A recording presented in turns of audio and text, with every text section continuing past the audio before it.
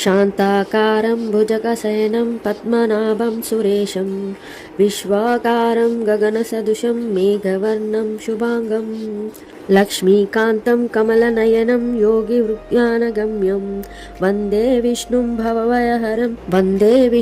భవభయహరం సర్వలోకైకనాథం. శ్రీ మహావిష్ణువు ఆషాఢ శుద్ధ ఏకాదశి నాడు పాలకడలిలో యోగ నిద్రకు ఉపక్రమిస్తారు. దీనినే తొలి ఏకాదశి అంటారు.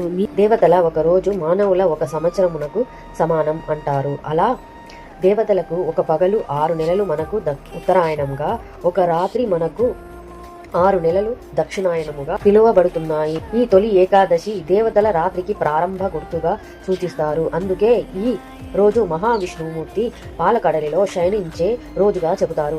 ఈ ఏకాదశినే శయన ఏకాదశి కూడా అంటారు. ఈ తొలి ఏకాదశి రోజు నిద్రలోకి వెళ్లే స్వామివారు మళ్ళీ 4 నెలల తర్వాత కార్తీక మాసంలో పౌర్ణమి ముందు వచ్చే శుద్ధ ఏకాదశి రోజు మేల్కొంటారు.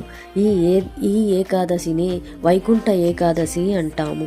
ఈ తొలి ఏకాదశి రోజు ఈ శ్లోకాన్ని పఠిస్తే విష్ణుమూర్తి సంపూర్ణ కృప మనపై కలుగుతుంది. సుప్తే త్వయి జగన్నాథే జగత్సుప్తం భవేదిదం విబుద్ధే త్వయి బుద్ధం చ జగత్ సర్వం చరాచరం.